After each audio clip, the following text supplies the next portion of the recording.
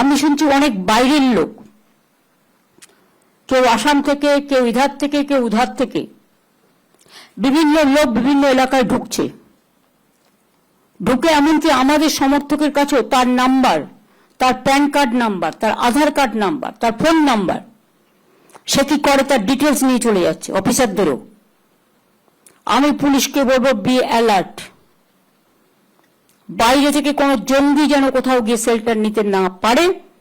আর তেমনি যারা মানুষকে মিথ্যে কথা বলে মানুষের জিনিসপত্রগুলো হাতিয়ে নেওয়ার চেষ্টা করছে, এটা মনে রাখবেন, অথরাইজড লোক ছাড়া, বুঝতে পারছেন আমি কি বলছি, কেউ কাউকে কোনো ডিটেলস দেবেন না। এরকম অনেককে ধরা হয়েছে। ঝাড়গ্রামে একটা টিম ধরা পড়েছে। রাজীব কোথায় কোথায় ধরা পড়েছে? মালদা, কোচবিহার, কলকাতা, ডায়মন্ড হারবার, অনেক জায়গায় ঘুরে বেড়াচ্ছে। আজকের দিন সময় মানুষ যেহেতু এগিয়ে চলছে বৈজ্ঞানিক যুগে, আধুনিকতার যুগে, তেমনি আবার অনেক ক্ষতিকারক শক্তি বেড়েছে, যেটা মানুষ আগে ভয় পেত না।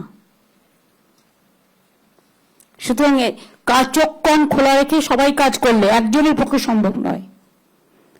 Each and everybody should take some observation or vigil থাকতে হবে। আগে পুলিশরা 3-4 বার গিয়ে গিয়ে ঘুরতো এলাকায়, 5 বার 6 বার, এখন ঘোরেই না।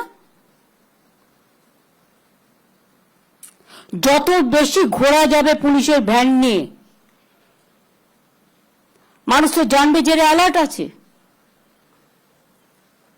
বর্ডার এরিয়া খুব সেন্সিটিভ। এত কিছুদিন আগে শীতলকুচি থেকে একদিনকে তুলে নিয়ে যাওয়া হলো। একটা চাষি বেচারা, তার নিজের জমি, সে চাষ করে, তার কোনো দোষ ছিল না।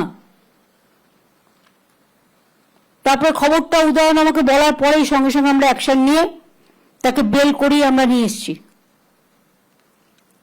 এরকম বিভিন্ন পরিকল্পনা চলছে। বর্ডার এরিয়াটা ভীষণ সেন্সিটিভ, লক্ষ্য রাখবেন।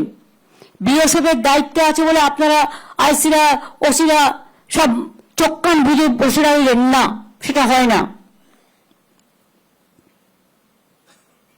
আর মনোজকেই বলবো, আমাদের যারা কাজে আছে, রূপক বাবু টাবু যারা আছেন বর্ডারের দায়িত্বে, মানে যাদের অ্যাডভাইজারিজে কাজ করে, তাদের বিভিন্ন কাজে লাগাও, এক একটা জেলায় দায়িত্ব দিয়ে দাও, তারা এই কাজগুলো দেখুক, ভালো করে হেল্প করুক, অ্যাডিশনাল হেল্প।